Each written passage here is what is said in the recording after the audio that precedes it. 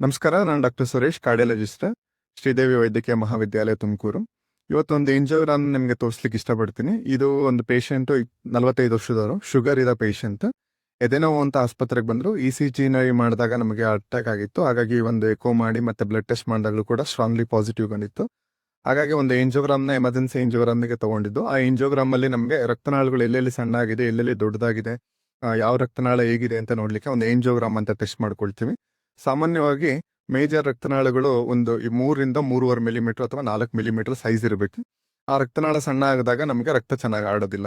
ಈ ಏಂಜಿಯೋಗ್ರಾಮ್ದು ವಿಶೇಷತೆ ಏನಂತ ಹೇಳಿದ್ರೆ, ಈ ರಕ್ತನಾಳಗಳು ನಾರ್ಮಲಿ 3-3.5 ಮಿಲಿಮೀಟರ್ ಅಲ್ಲ, 2-2.5 ಮಿಲಿಮೀಟರ್ ಸೈಜ್ ಬಂದ್ಬಿಟ್ಟಿರುತ್ತೆ. ಅಂದ್ರೆ ಕೊಲೆಸ್ಟ್ರಾಲ್ ಡೆಪಾಸಿಟ್ ಆಗ್ತಾ ಆಗ್ತಾ ಆಗ್ತಾ ರಕ್ತನಾಳಗಳೆಲ್ಲ ಸಣ್ಣ ಆಗ್ಬಿಟ್ಟಿರುತ್ತೆ. ಅದನ್ನ ನಾನು ತೋರಿಸ್ಲಿಕ್ಕೆ ಇಷ್ಟಪಡ್ತೀನಿ. ಈ ತರ ಆರ್ಟ್ ಅಲ್ಲಿ ಕೆಂಪು ಕಾಣದ ರಕ್ತನಾಳಗಳು, ಈ ರಕ್ತನಾಳಗಳು ಬ್ಲಾಕ್ ಆದಾಗ ನಮಗೆ ಹಾರ್ಟ್ ಅಟ್ಯಾಕ್ ಅಂತ ಹೇಳ್ತೀವಿ. ಈ ತರ ಒಂದು ಪೈಪ್ ನಾವು ತಗೊಂಡೋಗಿ ನಾವು ಇಂಜೆಕ್ಷನ್ ಕೊಟ್ಟಾಗ ರಕ್ತನಾಳಗಳು ಕಾಣುತ್ತೆ. ಈ ಒಂದು ಪೈಪ್ ಇದೆಯಲ್ಲ, ಈ ಪೈಪ್ ನಾವು 6 ಫ್ರೆಂಚ್ ಕೆಥೆಟರ್ ಅಂತ ಹೇಳ್ತೀವಿ. ಅಂದ್ರೆ ಒಂದು 2.5ರಿಂದ 2.25 ಮಿಲಿಮೀಟರ್ ಅಂತ ಸೈಜ್. ಈ ಪೈಪಲ್ಲಿ ಇಂಜೆಕ್ಷನ್ ಕೊಟ್ಟಾಗ ರಕ್ತನಾಳಗಳು ಕಾಣುತ್ತೆ. ರಕ್ತನಾಳ ಇದು ಒಂದು ಮೇಜರ್ ರಕ್ತನಾಳ. ನಾರ್ಮಲಿ 3-3.5 ಮಿಲಿಮೀಟರ್ ಇರಬೇಕಾಗಿದ್ದಂತ ರಕ್ತನಾಳ ಈ ಪೈಪ್ಗಿಂತ ಸಣ್ಣ ಇದೆ. ನೋಡಿದ್ರೆ ಗೊತ್ತಾಗುತ್ತೆ ಈ ಪೈಪ್ ಇಷ್ಟು ಸೈಜ್ ಇದೆ. ಬಟ್ ಆದ್ರೆ ಈ ರಕ್ತನಾಳ ಇಲ್ಲಿ ಬರ್ತಾ ಇಲ್ಲ 1.5-2 ಮಿಲಿಮೀಟರ್ ಇರೋಂಥ ರಕ್ತನಾಳ. ನಮಗೆ ಈ ಪೇಷಂಟ್ಗೆ ಇಲ್ಲಿ 90% ಕ್ರಿಟಿಕಲ್ ಬ್ಲಾಕ್ ಇತ್ತು.